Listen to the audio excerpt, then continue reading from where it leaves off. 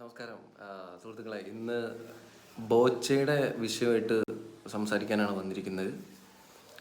അപ്പം ഇന്ന് ചൊവ്വാഴ്ച ബോച്ചയ്ക്ക് ജാമ്യം അനുവദിച്ചു എന്ന വാർത്ത നമ്മൾ മാധ്യമത്തിലൂടെ കാണാനിടയുണ്ടായി. അപ്പം വളരെയധികം ഒരു സാധാരണ പൗരൻ എന്ന നിലയിൽ വളരെയധികം സന്തോഷിക്കുന്ന ഒരു കാര്യമാണ്. കാരണം ഒരുപാട് വലിയ കുറ്റങ്ങൾ ചെയ്തിട്ടും, കൊലപാതകവും പീഡനം അടക്കം വലിയ കുറ്റങ്ങൾ ചെയ്തിട്ടും നാട്ടിൽ കൂടെ ഒരു കുഴപ്പമില്ലാതെ നടക്കുന്ന ആൾക്കാർ ഇവിടെ നിരവധിയുള്ള സമയത്ത് ബോച്ചെ ദ്വയാർത്ഥ പ്രയോഗം നടത്തി എന്നതിൻ്റെ പേരിൽ ജാമ്യം നിഷേധിക്കുകയും ഏകദേശം 5 ദിവസം ജയിലിൽ കിടക്കുകയും ചെയ്യേണ്ട സാഹചര്യം ഉണ്ടായി. ഈ പറയുന്ന മാധ്യമങ്ങളും മറ്റു ഓൺലൈൻ യൂട്യൂബ് ചാനൽസ് അടക്കമുള്ളവർ ഒരുപാട് ക്രൂശിക്കാൻ ഉണ്ടായ ഒരു സാഹചര്യമാണ് ബോച്ചയുടെ. അതായത് ഈ നാട്ടിൽ, നമ്മുടെ ഈ സമൂഹത്തിൽ ഒരുപാട് പ്രശ്നങ്ങൾ നിലനിൽക്കുന്ന സമയത്ത് ഒരു ദ്വയാർത്ഥ പ്രയോഗം നടത്തി അല്ലെങ്കിൽ മറ്റുള്ള കാര്യങ്ങൾ സംഭവിച്ചു എന്നതിൻ്റെ പേരിൽ മാധ്യമങ്ങൾ ക്യാമറയും തൂക്കി ഈ ഒരു വ്യക്തിയുടെ പിന്നാലെ ഓടുകയാണ്. അതായത് എന്തിനു വേണ്ടിയിട്ടാണ്?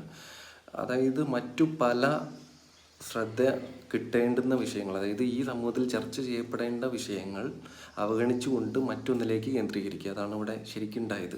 മാധ്യമങ്ങൾ ചർച്ച ചെയ്യുന്നത്, അതായത് ബോച്ചയെ ക്രൂശിക്കണം, ഒരു 4 കൊല്ലം ജയിലിലിടണം എന്നൊരു ചർച്ചയാണ് എല്ലാവരും ചർച്ച ചെയ്യുന്നവരും അവതാരകനും അടക്കം എല്ലാവരും പറയുന്നത്. കടുത്ത ശിക്ഷ കൊടുക്കണം എന്നാണ്.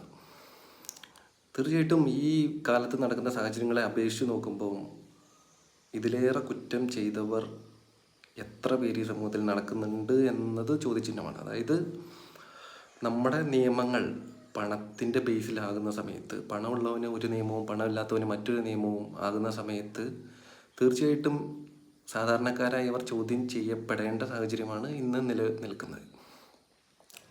അതായത് പണമുള്ളവനൊരു നിയമം, പണമില്ലാത്തവനൊരു നിയമം. ഞാൻ മനസ്സിലാക്കിയെടുത്തോളം ബോച്ച എന്ന ആള്, അതായത് വളരെ തമാശ രൂപേണ നൈർമല്യത്തോടു കൂടി സംസാരിക്കുന്ന ഒരാളാണ്.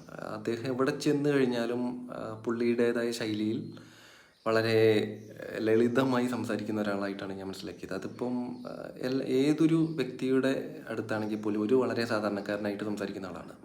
അതിനെ വലിയൊരു വിഷയമായി, സാമൂഹിക വിഷയമായി പരിഗണിച്ചുകൊണ്ട് അയാളെ ക്രൂശിക്കണം എന്നൊരു തത്വമായിട്ട് മുന്നോട്ട് പോകുമ്പോൾ സത്യം പറഞ്ഞാൽ ഈ നാടിനെയോർത്ത് വളരെ കോമഡിയാണ് തോന്നുന്നത്. കാരണം ഇവിടെ ഒരു സാധാരണക്കാരൻ്റെ പട്ടിണി മാറ്റാൻ പറ്റുന്നുണ്ടോ, അല്ലെങ്കിൽ ഈ സാധാരണക്കാരന് നീതി കിട്ടുന്നുണ്ടോ എന്ന് നമ്മൾ ചർച്ച ചെയ്യേണ്ട, അല്ലെങ്കിൽ എവിടെയാണ് നമ്മുടെ നിയമത്തിൽ ഫാൾട്ട് സംഭവിക്കുന്നത്, അല്ലെങ്കിൽ ഇവിടെ എത്രമാത്രം രാഷ്ട്രീയ പാർട്ടികൾ എന്തൊക്കെ ചെയ്യുന്നുണ്ടോ അതിനകത്ത് കേന്ദ്രീകൃതമായിട്ടുള്ള വളരെ നിയമാനുസൃതമായി നടപ്പിലാക്കേണ്ട സാഹചര്യങ്ങൾക്ക് പകരം ബോച്ചയുടെ പിന്നാലെ കൂടുന്ന സമയത്താണ് ഇത് വളരെ ഒരു കോമഡി രൂപേണ നമുക്ക് അനുഭവപ്പെടുന്നത്. ഒരിക്കലും നമ്മൾ ബോച്ച എന്ന വ്യക്തി പറഞ്ഞ ദ്വയാർത്ഥ പ്രയോഗങ്ങൾ, അതുപോലെ അശ്ലീല ചുവയുള്ള പരാമർശങ്ങൾ, അതൊന്നും നമ്മൾ അംഗീകരിക്കപ്പെടുന്നില്ല, പ്രോത്സാഹിപ്പിക്കുന്നില്ല. തീർച്ചയായിട്ടും അതിനൊക്കെ നമ്മളെതിരാണ്. എങ്കിൽ പോലും ഒരു മനുഷ്യന് നൽകേണ്ട പരിഗണന, അതിനെപ്പറ്റിയാണ് നമ്മൾ സംസാരിക്കുന്നത്. സ്വാഭാവികമായിട്ട് ഇന്ന് ബോച്ചെ ജയിൽ മോചിതനാകുമ്പോൾ വളരെയധികം സന്തോഷമുണ്ട്. ഒരു നീതി നടപ്പായൊരു സന്തോഷമുണ്ട്. കാരണം അദ്ദേഹത്തിൻ്റെ തെറ്റുകളൊക്കെ മനസ്സിലാക്കി മുന്നോട്ട് വരുന്ന സാഹചര്യം, തെറ്റുകളൊക്കെ മനസ്സിലാക്കി ഇനി അത് ആവർത്തിക്കാതിരിക്കാൻ ശ്രമിക്കട്ടെ. നല്ലൊരു വ്യവസായിയായി, നല്ലൊരു കാരുണ്യ പ്രവർത്തകനായി മാറട്ടെ എന്നാണ് നമുക്ക് ആശംസിക്കാനുള്ളത്.